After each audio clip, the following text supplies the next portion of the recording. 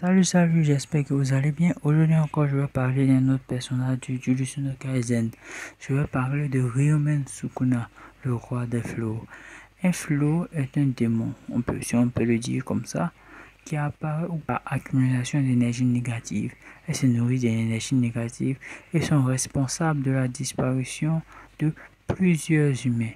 Les exorcistes sont là pour les tuer, pour empêcher que les humains disparaissent. Les humains non exorcistes ne peuvent pas les voir, mais peuvent quand même être tués par eux.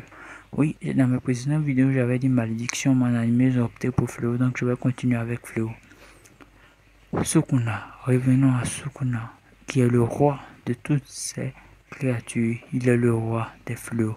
Il est puissant, badass, violent et malveillant. Dans l'épisode 4 en animé, nous avons pu voir un étalage de sa puissance. Nous avons pu voir qu'il a pu aisément tuer un classe S sans trop forcer. Les doigts dans le nez, si on veut dire.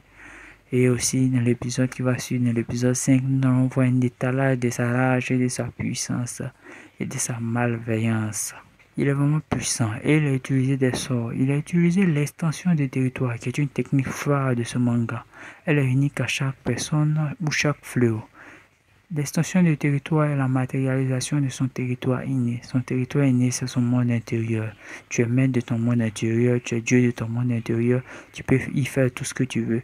De la même manière, quand tu matérialises ton territoire inné dans le monde physique, tu peux faire tout ce que tu veux dans la zone de ton territoire inné. Simple. Il a utilisé aussi un sort d'inversion, qui est un sort de régénération. Et l'extension du territoire de Sukuna a pour nom Hôtel démoniaque, puissant et badass.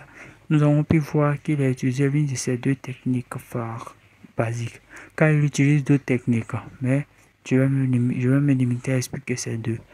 Lacération qui permet de couper en tranches. Nous avons pu voir que le classe S a été coupé en tranches, donc il a été victime de lacération.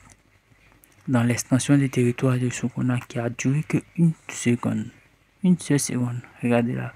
Regardez comment ce classe S a été coupé. Vite fait, bien fait, rapidement. Il utilise aussi des déchiquetés qui coupent en plus fin, en plus petit, en petits cubes si on veut voir. C'est sa deuxième technique. Il est vraiment puissant, malveillant. Se discute encore la place du numéro 1 dans le manga du Jujutsu no Kaisen.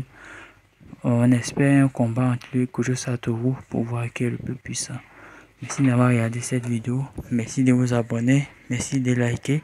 À la prochaine vidéo.